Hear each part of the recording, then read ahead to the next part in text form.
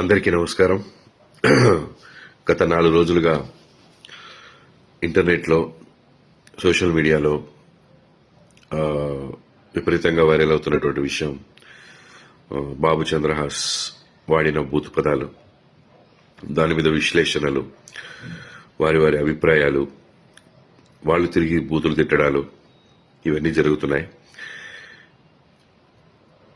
ముందుగా నేను వాటి గురించి మాట్లాడతాను. బూతులు మాట్లాడడం అనేది పబ్లిక్గా నేనైనా, నా కొడుకైనా, ఎవరైనా సరే తప్పే. డెఫినెట్గా దాన్ని ఎంకరేజ్ చేయను. అండ్ ఇది ఫంక్షన్లో ఆ రోజు నేను సగం పాట అయిన తర్వాత అక్కడికి ఎంటర్ అవ్వడం జరిగింది. ఎంటర్ అయిన తర్వాత పాట అయిపోయిన తర్వాత మా బాబుతో చెప్పడం జరిగింది, నాన్న ఇలాంటివి పబ్లిక్గా వాడకూడదంటే, సరే daddy next time I don't repeat అని చెప్పాడు. అది ప్రైవేట్గా చెప్పడం జరిగింది, నాట్ పబ్లిక్గా. సో బాగుంది, అక్కడితో అయిపోయింది అది. బట్ అది లైవ్ కాబట్టి లైవ్ కొన్ని ఛానల్స్లో వెళ్ళిపోయింది. బట్ అప్పుడు లైవ్ చూస్తున్న వాళ్ళు తక్కువ మందే ఉన్నారు, ఒక 1000 పీపుల్ ఉండుంటారు మొత్తం చూసిన వాళ్ళు. దాన్ని ముక్కగా కట్ చేసి మిగతా వాళ్ళు కెమెరాల ముందుకొచ్చి ఇది వినండి అని చెప్పి వినిపించారు.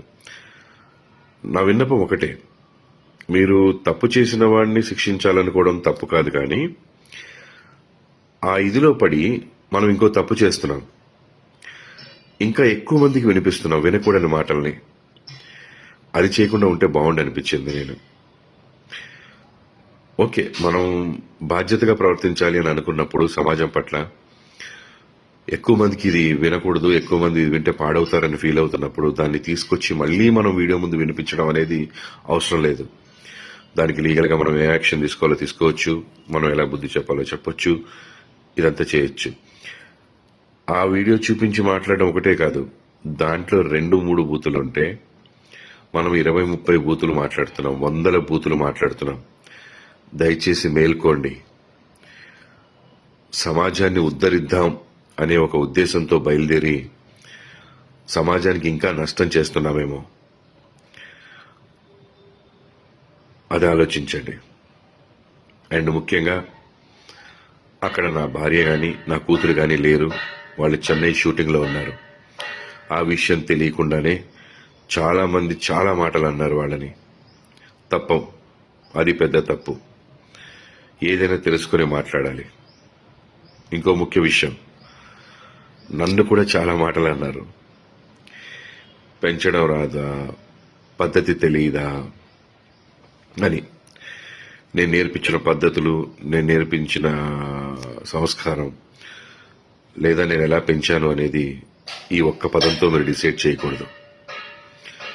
నా బిడ్డ టాలెంట్ చూడండి, నేను ఎలా పెంచాను. ఈ రోజున బరాబర్ ప్రేమిస్తా సినిమా చూసిన వాళ్ళు ప్రతి ఒక్కళ్ళు చెప్తున్నారు అద్భుతంగా చేశాడని, డాన్స్లు అద్భుతంగా చేశాడు, యాక్టింగ్ అద్భుతంగా చేశాడని. ఎంతో మెచ్యూరిటీ ఉన్న వ్యక్తిగా మాట్లాడుతున్నాడు అని. సో తప్పుని నేను సమర్థించట్లేదు, కానీ తప్పుని ఎత్తి చూపే పనిలో పడి మనం ఎక్కువ తప్పులు చేస్తున్నామేమో, సమాజానికి ఇంకా ఎక్కువ హాని చేస్తున్నామేమో అని అనుకుంటున్నాను. నేను ఒకటే చెప్పదలుచుకున్నాను, మా అబ్బాయి ప్రవర్తన ద్వారా కానీ మాటల ద్వారా కానీ ఎవరైనా ఇబ్బంది పడి ఉంటే వాళ్ళందరూ క్షమించమని అడుగుతున్నాను. ప్లస్ ఆ రోజు ఆ ఫంక్షన్కి నా మీద ప్రేమతో వచ్చినటువంటి జేడి చక్రవర్తి అన్న, ఆది సాయి కుమార్ గారు, జయంత్ పరాంజీ గారు, వీళ్ళందరూ కూడా నన్ను మన్నించమని నేను కోరుకుంటున్నాను. సారీ అన్న, మీరు నా ఫంక్షన్కి వచ్చినందుకు కొంత అవమానం జరిగింది, మీరు కూడా మాట పడాల్సి వచ్చింది. I'm sincerely sorry for that మీ అందరికీ.